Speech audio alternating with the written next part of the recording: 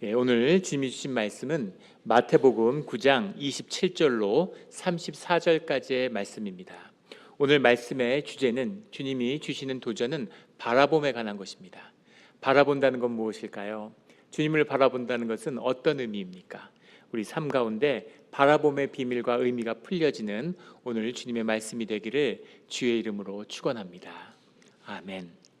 오늘 주님이 주신 말씀 마태복음 9장의 이 말씀은 5장에서 시작된 주님의 산상수훈의 가르침의 말씀이 끝이 나고 주님이 산에서 내려오신 다음에 시작되는 9가지의 기적의 이야기 중에 마지막 9번째 기적의 이야기죠.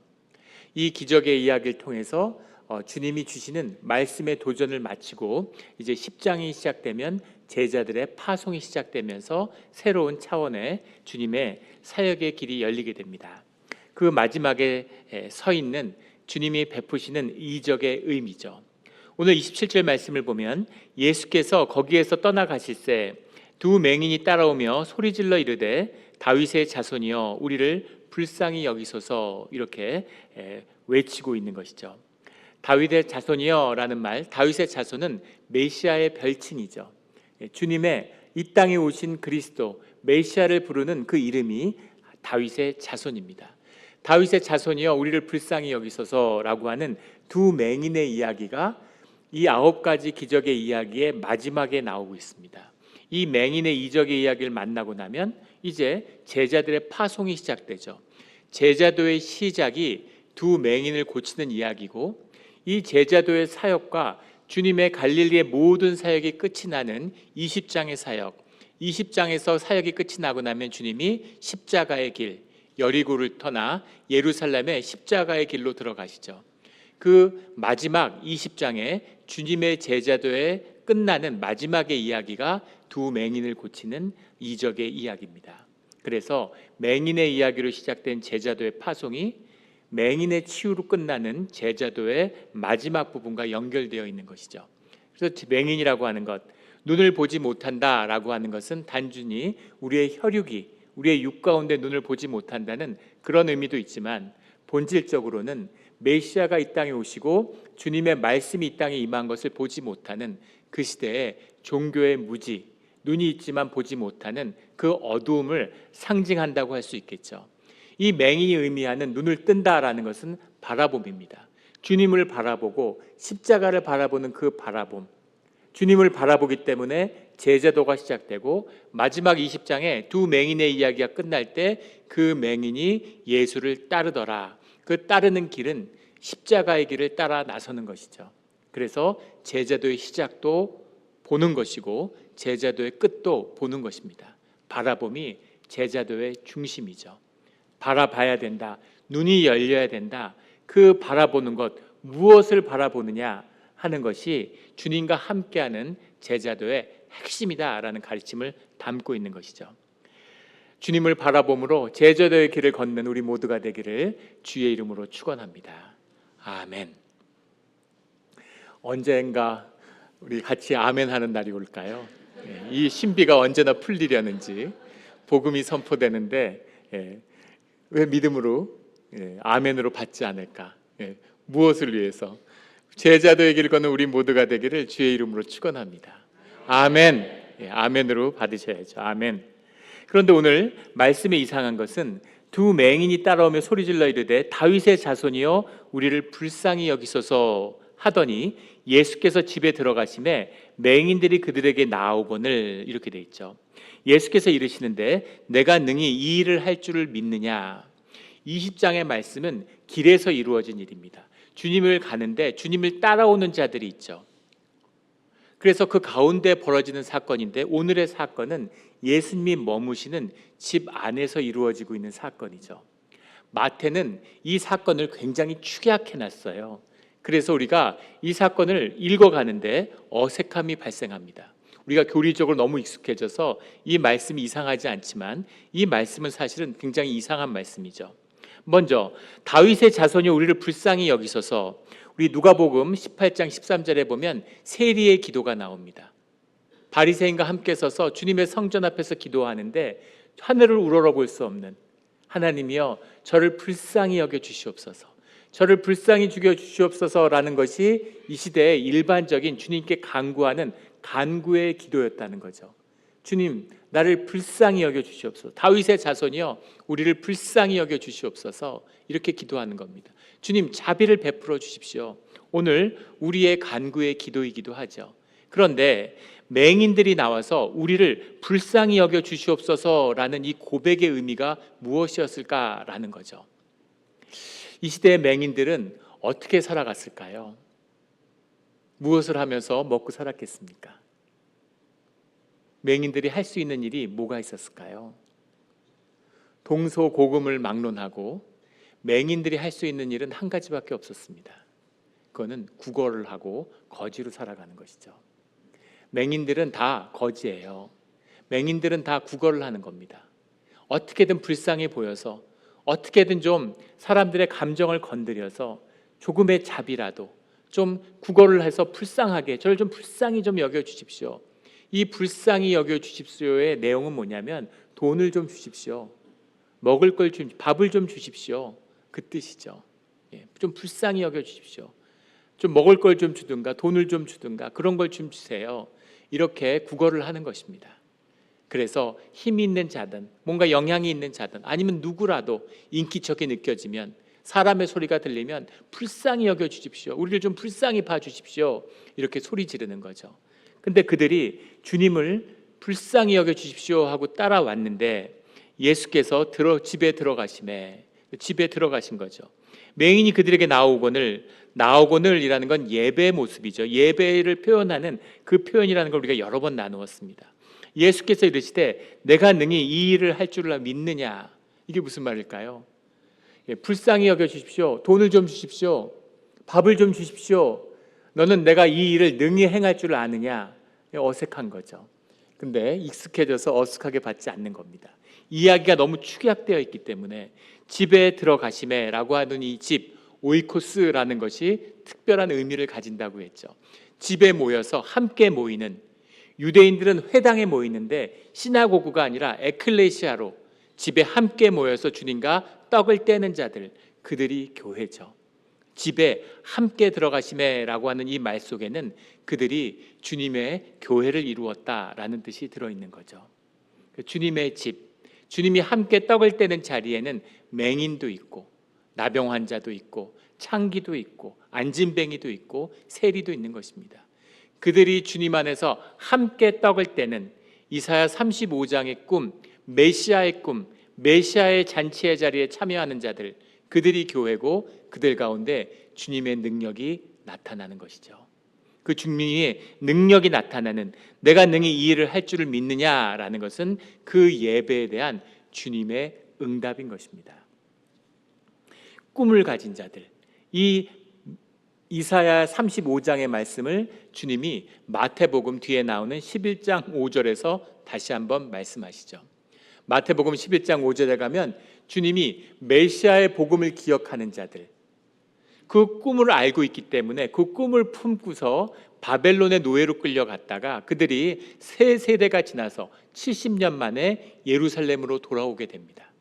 예루살렘에 돌아오는 길이 쉽지 않았죠. 인류 역사에서 가장 놀라운 사건을 하나만 꼽으라면 이 사건을 꼽을 수 있을 거예요. 세상에 나라가 망하고 노예로 끌려간 자들이 어떻게 세 세대가 지나서 다시 돌아와서 나라를 회복할 수 있겠습니까? 그리고 그들이 바벨론에 가서 또 자리 잡고 두 번째, 세 번째 세대에 가서는 이민자로서 성공하는 사람들이 나왔죠. 그 시대의 가장 부유한 지역에서 잘 교육받고 그곳에 정착하는 사람들이 나왔습니다. 근데 그 모든 것을 버리고 주님의 꿈을 붙잡고 예루살렘으로 돌아온 것이죠. 그들이 붙잡고 있는 꿈, 그것이 이사야의 꿈, 이사야 35장에 나오는 천국 잔치의 꿈, 언젠가는 메시아와 함께 천국 잔치를 함께 여는 날이 올 것이다 라는 그 믿음의 고백이죠. 그 고백이 11장 5절의 말씀입니다. 11장 5절에서 인용하고 있는 이 이사야 34장 4절 6절에 걸쳐 나오는 이 말씀, 맹인이 보며 못 걷는 사람이 걸으며 나병 환자가 깨끗함을 받으며 못 듣는 자가 들으며 죽은 자가 살아나며 가난한 자에게 복음이 전파된다 하라. 메시아의 꿈, 너희의 꿈이 이루어졌다. 그 꿈의 자리를 보아라. 이것이 맹인이 보는 진짜 의미, 주님이 베푸시는 9가지 이적이 천국이 이 땅에 임했음을 선포하는 것이죠. 이사야의 꿈이 이루어진 겁니다. 너희가 꿈꾸는, 지금 감옥에 있는 세례 요한이 제자들을 보냈어요. 죽음을 앞두고 있습니다. 그런데 세례 요한을 붙들고 있는 건 메시아의 꿈이죠. 메시아의 꿈이 이루어졌습니까? 주님, 메시아의 꿈이 이루어진 것입니까?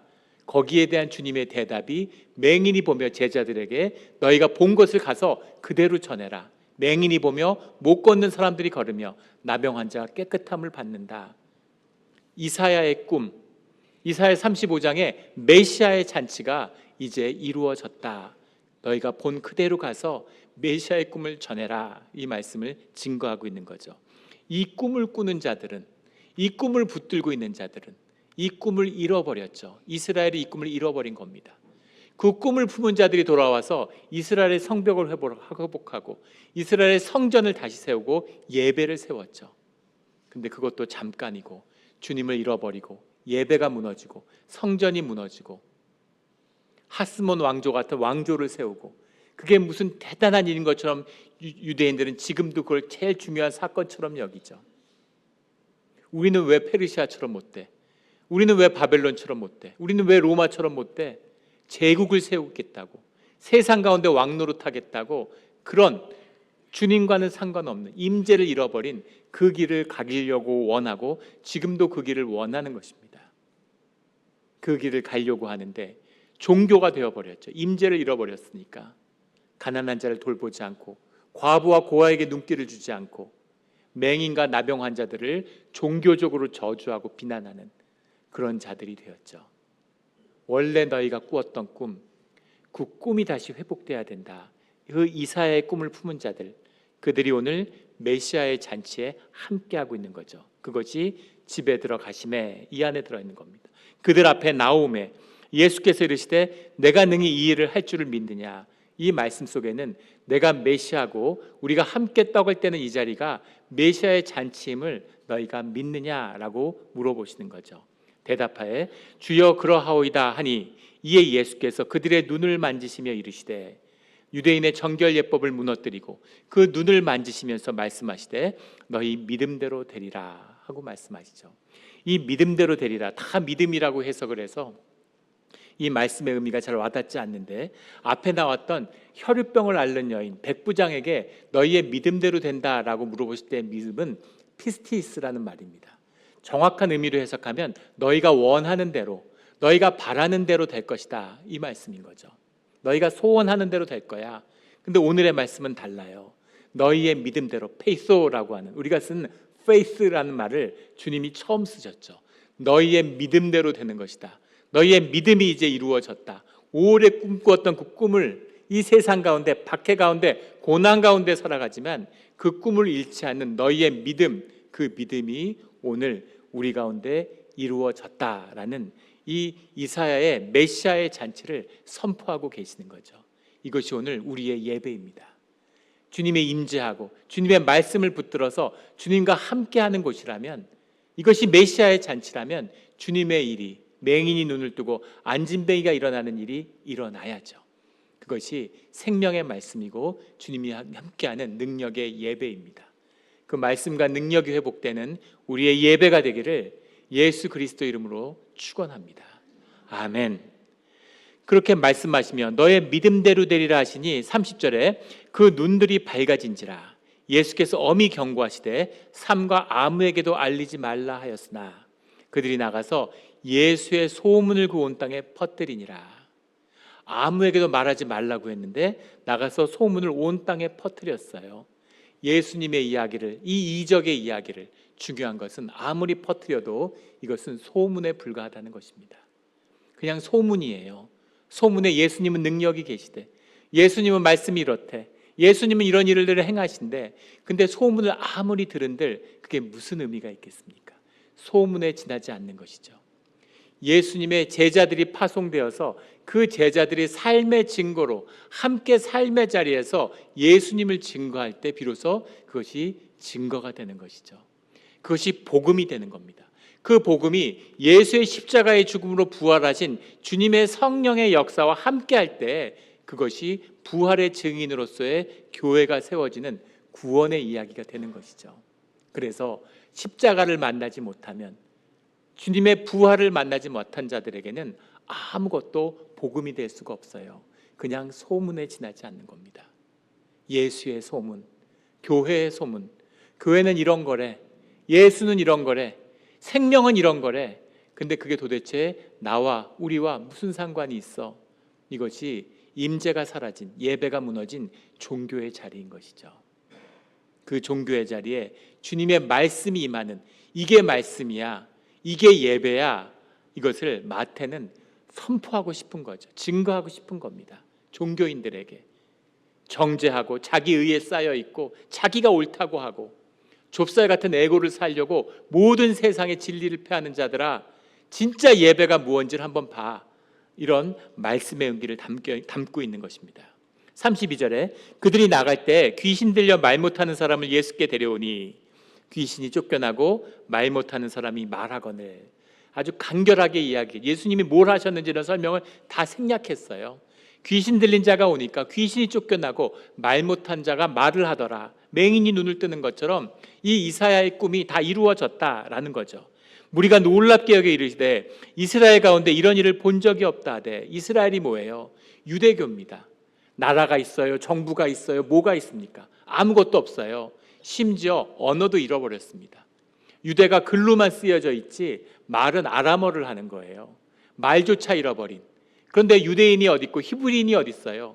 그런데 유대교 때문에 자신들을 이스라엘이라고 얘기하는 거죠. 그런데 이스라엘 가운데 이런 일을 본 적이 없다 하되, 430년 동안 말씀이 사라진, 주님의 임재가 사라진, 그냥 종교로서 자신들의 교리를 지키고 있는 그 이스라엘 안에는 이런 건 본 적이 없다. 이게 말씀이었구나, 이게 예배구나, 이래서 예배를 드리는 거구나 하는 것을 만났다는 거죠. 그런데 34절의 바리새인들은 이르되 그가 귀신의 왕을 의지하여 귀신을 쫓아낸다 하더라. 똑같은 이적을 봤는데, 이사야의 말씀을 아는데, 그 말씀이 이루어진 것을 보았는데, 이 바리새인들이 이 예루살렘을 회복한 사람들의 중심이죠. 근데 그들은 이미 주님을 잃어버린 겁니다. 종교인이 돼버렸어요. 뭐라고 얘기하냐면 귀신의 왕 바알세불이 들려서 귀신의 능력으로 이런 일을 한다고 예수님을 비난하는 것이죠. 그리고 11장에 가면 예수를 죽이려고 모의하더라 라는 말씀까지 나옵니다. 이게 종교의 본질인 것이죠. 고귀하고 뭔가 깨끗하고 하루에 3번씩 기도하고 일주일에 2번 금식하고 주일날은 나가서 사람들에게 구제하고 한없이 아름다워 보였는데, 정작 메시아의 본질을, 하나님 나라의 본질을 마주하고 나니까, 그러니까 자신들의 거짓으로 주님을 폐하려고 하는, 하나님의 나라를 폐하려고 하는 것, 이게 종교다. 이게 종교야. 바로 이 말씀을 선포하고 있는 거죠. 요한복음 8장 44절에 가면 예수님이 그런 말씀을 하세요. 너희 아비 마귀에서 너희는 태어났다. 거짓을 말할 때 제 것으로 말하니, 마귀의 거짓을 자기의 거짓으로 만드는, 원래 거짓이 인간에게서 나온 게 아니죠. 마귀의 거짓이에요. 속이는 권세인데, 세상의 권세를 쫓는 자는 마귀의 거짓을 자기의 거짓으로 붙든다는 겁니다. 결국 마귀의 자식이 되고 만다. 바라봄 가운데 주님의 천국이 열리면 그 천국 앞에서 나님이 있다라는 것이 마지막 마태복음 9장의 결론이죠. 그래서 천국의 비밀은 나님에 있고 바라봄의 비밀은 나님에 있는 겁니다. 이 나님의 비밀을 가장 잘 선포하고 있는, 나님의 비밀이 천국의 일이라는 것을 선포하고 있는 말씀이 마태복음 16장 23절의 말씀입니다.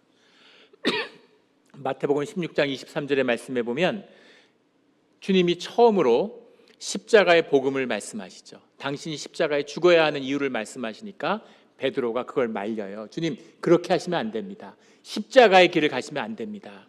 그건 저주잖아요. 그건 망하는 길이잖아요. 그건 아닙니다 라고 말리니까 예수께서 돌이키시며 베드로에게 이르시되 사단아 내 뒤로 물러가라.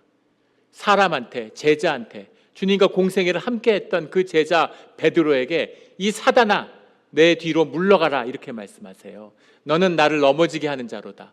내가 하나님의 일을 생각하지 아니하고 도리어 사람의 일을 생각하는도다. 사단의 일이 무엇입니까? 사단이 무엇입니까? 사람의 일을 생각하는 것이 사단의 일이에요. 사단의 일이 뭐 악하고 악독한 무슨 그런 일이 아니라 사람의 일을 도모하는 것이 사단의 일입니다. 사단은 우리에게 그렇게 이야기하죠. 야, 네 인생이잖아. 네가 네 인생의 주인 노릇을 해야 되잖아. 네가 네 인생을 책임져야 되잖아. 네 인생이야. 하나님은 하나님의 일을 하시지. 그런데 주님은 우리에게 말씀하시죠. 너는 하나님의 일을 해야 돼. 너의 일은 내가 책임진다. 이렇게 말씀하시는 거예요. 네 삶의 모든 일들, 그런 일에 시달리라고 널 보낸 게 아니야. 그런 일들은 내가 주관하는 거야. 하나님 나라에서 너는 왕노릇하는 거야. 너는 그 나라와 그의 의를 생각해야 돼. 하나님의 일을 행하는 자들이 돼야 돼. 그게 너희가 이 땅에서 세상에 종살이하지 않는 길이야. 너희가 이 땅에서 존중받는 길이야. 너희가 하나님의 형상을 피워내는 길이야. 너희가 하나 되는 길이야. 그렇게 말씀하고 계시는 거죠. 그것이 하나님의 길이고 사람의 일을 도모하는 것, 이것이 사단의 일입니다. 분명한 나님이 있는 것이죠. 좋은 게 좋은 것이 아니라 이 길과 이 길은 도저히 화해할 수 없는, 돈을 섬기는 것과 주님을 섬기는 길은 도저히 하나 될 수 없는 전혀 다른 길이다라는 것을 분명히 말씀하고 있는 거죠. 사람의 일이 아니라 하나님의 일을 도모하는 그런 우리 모두가 되기를 주의 이름으로 축원합니다. 이것이 주님의 꿈이죠. 이것이 주님이 주시는 믿음입니다. 하나님의 일을 생각하고 하나님의 일이 이루어지기를 꿈꾸는 것, 꿈으로 살아가는 것, 그 꿈을 가지고 살아가는 것이 믿음이고 그 꿈을 붙들고 살아야 된다라고 말씀하고 계시는 거죠. 꿈을 가지고 산다는 게 뭘까요? 한국의 전통 예술가 중에 김덕수라는 분이 계십니다. 이분을 모르면 좀 이상한 거예요. 한국인의 정체성을 한번 의심해 봐야 됩니다. 사물놀이, 김덕수의 사물놀이 이런 거 들어보셨습니까? 이분이 78년에 처음으로 사물놀이, 사물이라는 게 찡, 괭가리, 장구, 북을 의미하는 거죠. 놀이라는 건 연주의 후손 우리말이죠. 그래서 남사당, 풍물, 농악 이렇게 불리던 야외에서 하던 타악기의 행사를 처음으로 실내 악으로 정립했죠. 78년에 실내에서 처음으로 사물놀이 공연을 시작했는데 그 공연이 82년에는 텍사스 달라스에서 파식이라고 하는 그런 세계적인 음악 축제죠. 거기서 처음으로 사물이 전 세계에 소개됐습니다. 그리고 지금에 와서는 사물놀이라는 게 대한민국의 무형문화재인 건 말할 것도 없고 유네스코에서 보호해야 되는 세계의 무형문화재가 됐죠. 그 초등학교도 나오지 않았는데 한국 종합예술학교, 예종이라고 보통 부르는 한국 최고의 국립예술학교의 또 교수이기도 하고 이분의 위상과 그런 한국에서 귀하게 여기는 보물같이 귀하게 여기는 그런 예술인입니다. 이분이 뉴욕에서 공연을 마친 뒤에 한 그 뉴욕 타임스였던 것 같은데 인터뷰했던 기사를 잊지를 못해요. 신문사에서 기자가 물어봤습니다. 당신이 오늘 세계 최고의 무대에 서 있는데 사람들로부터 환호받고 있는데 이 순간 가장 기억나는 사람이 누구냐고 당신 삶에서. 그러니까 김덕수가 뭐라고 얘기를 하냐면 자신의 아버지다 이렇게 이야기를 하는 겁니다. 아버지라고. 그 아버지도 사물을 하던 분이었는데 남사당의 패거리로 사물을 하다가 떠돌아다니는 거죠, 지방을. 그러다가 주막에서 일하는 당신의 어머니를 만났다는 겁니다. 그래서 아기를 갖고 또 떠났고 짧은 만남이었는데 이제 김덕수가 태어난 것이죠. 그 어린 시절 어머니하고 주막에서 살았는데 5살이 되던 해에 처음 보는 아버지가 찾아온 거죠. 아버지가 찾아와서 얘도 이제 5살이 됐으니까 사물을 시작할 때가 됐다. 그래서 아들을 데리고 그때부터 남사당의 패거리가 돼서 이제 사물놀이를 시작한 겁니다. 그래서 아버지를 따라다니면서 사물을 배웠는데 거의 길에서 자는 날이 대부분이었다고 그래요. 밥을 먹는 날보다 굶는 날이 더 많았다는 겁니다. 더 나빴던 것은 5, 60년대에 지금으로선 믿을 수 없는 얘기지만 풍속 단속법, 풍기 단속법이 있어서 이 남사당과 이 사물놀이를 나쁜 풍속으로 규정한 거죠. 없애야 되는. 그래서 이 사물놀이라는 게 주로 무슨 잔치집 같은 것, 뭐 생일 잔치가 있다든가 환갑 잔치가 있다. 그러면 그런 데 찾아가서 사물을 공연을 하고, 그러면 이제 밥을 얻어 먹는데 며칠에 한 번 먹는 밥을 실컷 먹는 것이 최고의 보상이었던 거죠. 그러다 경찰한테 걸리면 붙들려 가서 그렇게 두드려 맞았다는 거예요. 유치장에 갇혀 있고. 아버지가 계속 두드려 맞다가 이제 밤새 유치장에 갇혀 신음소리를 내면서 아파하는데, 그 와중에도 이 김덕수 씨를 앉혀놓고서 오늘 공연에서 잘 된 건 무엇이고 고쳐야 될 건 무엇인지에 대해서 칭찬도 하고 교정도 봐줬다는 거죠. 그런 아버지를 따라다니면서 사물을 익혔다는 겁니다. 근데 김덕수 씨가 그런 고백을 해요. 아버지는 자신보다 훨씬 더 큰 실력자였다고, 자기하고 비교할 수도 없을 만큼 열정과 꿈을 가진 연주자였다는 겁니다. 그런데 평생 밥도 못 먹고 두드려 맞고 온갖 멸시와 모욕을 당하면서 삶을 살았다. 그래서 좋은 걸 경험할 때마다, 좋은 곳에서 공연을 할 때마다 아버지 생각이 난다, 이런 이야기를 하더라고요. 아버지는 도대체 뭘 받길래, 뭘 한다고 그 멸시를 당하고 밥도 못 먹고 두드려 맞으면서 사물놀이 공연을 하고 다녔을까요? 또 뭐가 그렇게 좋아서 그걸 자식한테 대물림을 하고 자식한테 가르쳤겠습니까? 뭔가 예술의 꿈을 본 것이죠. 삶보다 큰, 자기 삶을 다 희생해도 이룰 수 있는 큰 꿈을 본 겁니다. 그 꿈을 위해 사는 것이 행복하고 그 꿈을 위해 사는 것이 삶의 가장 소중한 것이죠. 그런데 분명한 것은 사물이 아무리 귀하고 소중해도 사물은 세상의 끝에 사라집니다. 가족도 마찬가지고 국가도 마찬가지고 민족도 마찬가지고 우리가 알고 있는 모든 가치와 모든 의미들은 대개는 다 세상과 함께 사라지죠. 가족이 사라지는데 더 말할 게 뭐 있겠어요.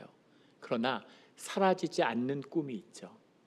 사라지지 않는 꿈, 그 꿈은 무엇이냐면 하나님 나라의 꿈입니다. 그리고 그 하나님의 나라에서 살게 되는 영원한 생명의 꿈이죠. 구원의 꿈, 구속의 꿈입니다. 우리의 생명이 그 꿈에 들여졌을 때 가치 있고 의미 있는 거죠. 그 꿈을 위해서 희생하고 박해받을 때 삶이 빛나고 귀한 것입니다. 오늘 말씀 가운데 주님이 그 꿈에 관한 이야기를 하시는 거죠. 그 꿈은 반드시 이루어진다. 그런데 그 꿈을 설령 보지 못할지라도 그 꿈을 위해 사는 사람들은 하나님 나라에서 영원의 생명을 만나게 되는 거죠. 이것이 주님의 종말이 주는 우리들의 꿈의 완성입니다. 그 죽음을, 그 종말을, 그것을 만나는, 그것을 알기에 그 꿈을 꾸면서 박해와 어려움과 환난 가운데서도 기뻐하며 주님을 찬양하는 것이죠. 이것이 제자도의 길이고, 이 꿈을 바라보고 이 꿈을 품는 자들은, 이것을 바라보는 자들은 주님의 안에서 주님의 이름으로 파송을 받는 것입니다. 이것이 우리 신앙의 길이에요. 교회를 다니면서 예배를 만나셨습니까? 신앙생활을 하면서 말씀을 만나셨습니까? 교회는 다 그런 것이고, 평생을 다녔는데 이스라엘에서는, 교회에서는 이런 걸 보지 못했어. 그 경험을, 그 땅의 일을, 그 사람의 일을, 그 저주를 깨는 것이 오늘 우리의 사명입니다. 교회를 회복하고 예배를 회복하고 주님의 임재를 회복해서 주님이 함께 하시는 곳에 생명의 역사가 시작되는 것을 보는, 그 꿈을 위해서 내 삶을 드리는 그런 우리 신앙의 자리가 되기를, 마지막 때에는 주님의 나라에서 해와 같이 빛나는 그런 주의 자녀들이 되기를 예수 그리스도 이름으로 축원합니다. 아멘. 함께 기도드리겠습니다.